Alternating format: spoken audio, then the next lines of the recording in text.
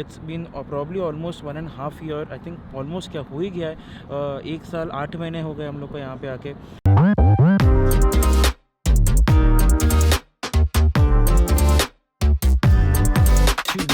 What's up? How you are? Once again, welcome back to the channel. जैसे कि आप देख रहे हो फाइनली सन निकला है एंड एक स्वेटर, एक लेयर ऑफ क्लोथिंग कम हो गया। दैट इज़ बिकॉज अभी टेम्परेचर है अराउंड 11 और 12 degrees outside, which is very very pleasant. तो फिर काफ़ी अच्छा लग रहा है। You know you can roam around in laser clothes, तो बहुत अच्छा लगता है। ऑल्सो लोग भी ज़्यादा आते हैं, the overall energy of the city increases I feel every time spring is back. And इसलिए अभी मैं जा रहा हूँ बस ऐसे ही घूमने के लिए। मैंने सोचा आज थोड़ा अकेला ही चला जाता हूँ, जस्ट बिकॉज मैं काफ़ी टाइम हो गया मैं खुद ऐसा अकेले में कहीं गया नहीं हूँ। तो इसलिए मैंने सोचा कि चलो थोड़ा अकेले जाते हैं एंड आपसे भी लाइक 1 to 1 बातचीत भी हो जाएगी। Think this is a Ninja 300, नहीं, okay,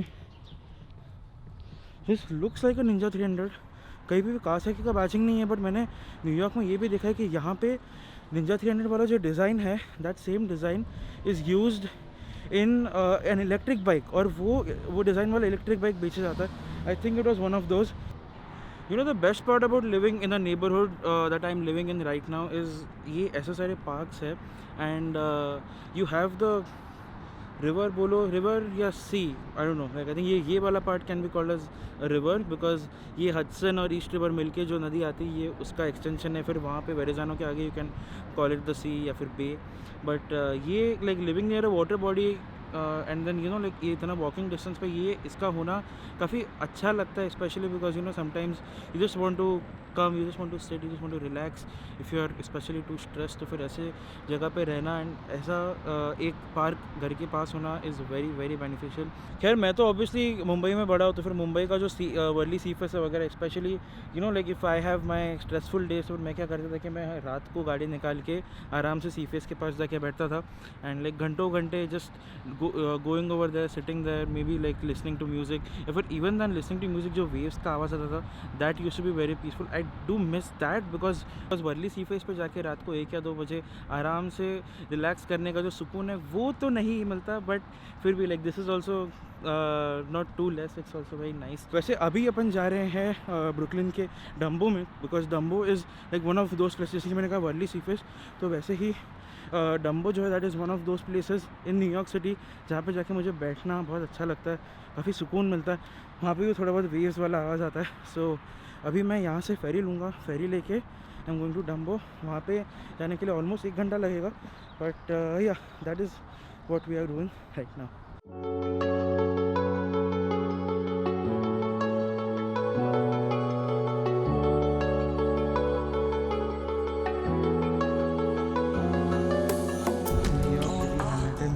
skyline I wouldn't say ये द बेस्ट व्यू है, बट इस व्यू की एक अलग बात है which is very different from all the other views that you get. मतलब जो डम्बो से व्यू दिखता है, एक्सचेंज प्लेस से दिखता है, या फिर कहीं और लाइक नॉर्थ अप जो व्यू दिखता है, उससे ये व्यू बहुत ज़्यादा अलग है। दैट इज़ बिकॉज अगर आप न्यूयॉर्क सिटी का जो मैप है वो देखोगे तो इट्स लाइक एन मतलब Manhattan specially it's like an island. तो वो आइलैंड खत्म होकर ऐसा टेपर होता है। सो यहाँ से वो टेपर होते हुए आइलैंड का मतलब ऐसा सीधा व्यू दिखता है, बाकी इसमें साइड से व्यू दिखता है। सो इट्स एक्सपांडेड, बट इसमें बिकॉज वो सीधा दिखता है तो उससे क्या होता है कि सारे बिल्डिंग्स आपको ऐसा कंप्रेस नज़र आता है। तो you can see the One World Trade Center, you can see Empire State, आपको ऐसा लगेगा कि एकदम पीछे ही है, बट जब आप साइड से देखोगे तब आपको रियलाइज़ होगा कि those building are very far away.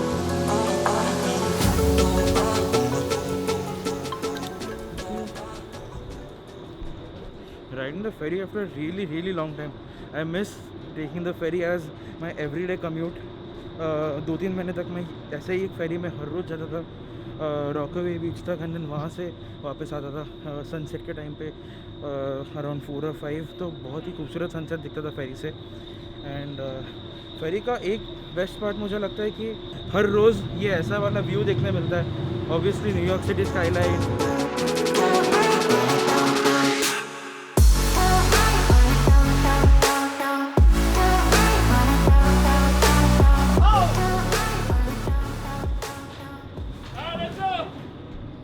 Alright. So इस बार मैं उतरा हूँ एक दूसरे स्टॉप पे, एक पहले वाले स्टॉप पे which is Brooklyn bridge park.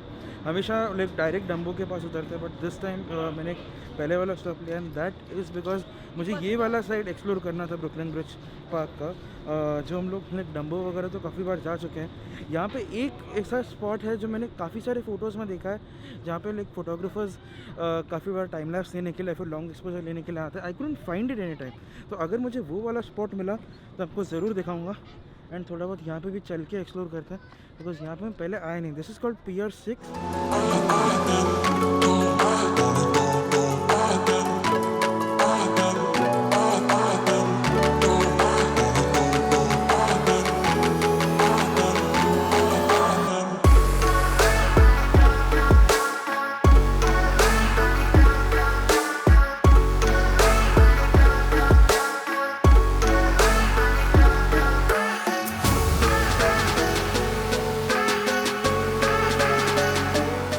ऐसे अकेले आके सनसेट देखना एक अलग ही एक्सपीरियंस है, specially with the background of New York city. And मतलब बिल्कुल यहाँ पे स्काईलाइन है, वहाँ पे सनसेट हो रहा है स्टैचू ऑफ लिबर्टी के जस्ट पीछे।